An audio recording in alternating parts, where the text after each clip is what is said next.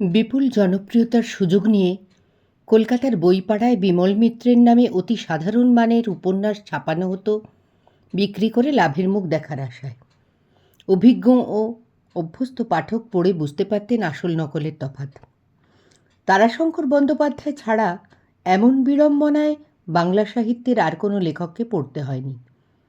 আশ্চর্য ব্যাপার, এই জালিয়াতির বিরুদ্ধে আইনের আশ্রয় নিতে গেলে মামলায় হেরে গিয়েছিলেন বিমল মিত্র। রায় দেওয়া হয়েছিল একই নামের একাধিক লেখক তো থাকতেই পারেন।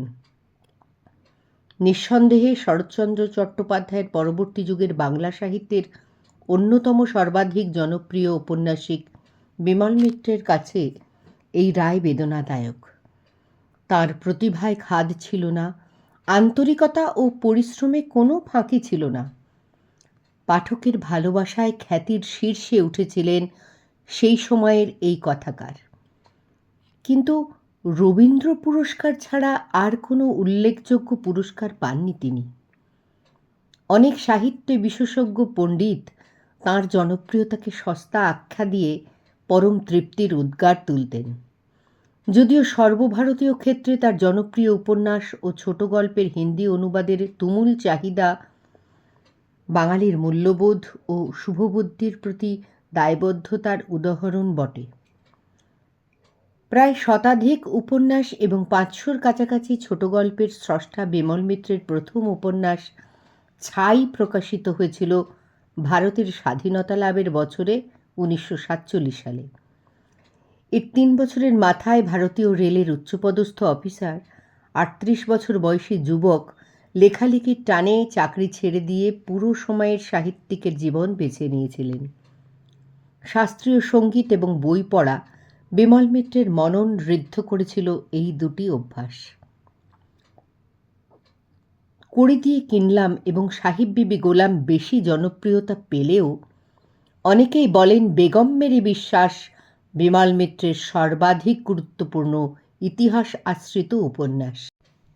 অনেকের চেয়েই তার সমাজ সচেতনতা প্রখর ছিল। প্রয়োজনে প্রতিবাদী হতেও দ্বিধা করতেন না। সম্ভবত সেই কারণেই এখনকার ছত্তিশগড়ের পটভূমিকায় লেখা উপন্যাসে দরিদ্র গ্রাম্য তরুণীর অভাবের তাড়নায় তার বাবাকে বিক্রি করে দিতে বাধ্য হওয়ার কাহিনী উঠে আসে। সেই সময় বিমল মিত্রকে আইনের রক্তচক্ষুর সামনে পড়তে হলেও তিনি তার পরোয়া করেননি। নিজের লেখক সত্তা ছাড়া তার কাছে আর কিছু বেশি প্রিয় ছিল না। সুচিত্রা সেনের প্রিয় লেখক তার পরম ভক্ত কিংবদন্তি নায়িকা বাড়িতে আসার ইচ্ছা প্রকাশ করলে ভিড়ে হইচই হবার সম্ভাবনার কথা ভেবে তার নির্দ্বিধায় নাকচ করে দেন। আবার মহানায়ক উত্তম কুমার তার কাহিনী নিয়ে ছবি করার অনুমতি চাইলে বিমল মিত্র বলে দেন, আপনি অভিনয় করলে সেই ছবি লোকে অবশ্যই দেখবে, কিন্তু আমার বইটা আর কেউ পড়বে না। পরবর্তীকালে তিনি নিজের উপন্যাস অবলম্বনে ছবি করার অনুমতি দিয়েছিলেন ঠিকই, কিন্তু চেষ্টা করেছেন সাহেব বিবি গোলাম, মঞ্জুরি অপেরা, স্ত্রীর মতন উপন্যাসের মর্মবস্তু যাতে অক্ষুণ্ণ থাকে সেই দিকটিতে নজর রাখতে। বেঁচে থাকলে কলকাতার চেতলার বাসিন্দা দুই মিত্রের অন্যতম বিমল মিত্র আজ 113 বছর বয়সে পা রাখতেন। অন্যজন ঘনাদার অমর স্রষ্টা ও হানাবাড়ি ছবির পরিচালক প্রেমেন্দ্র মিত্র অবশ্য প্রতিবেশীর চেয়ে বছর 8 বড় ছিলেন।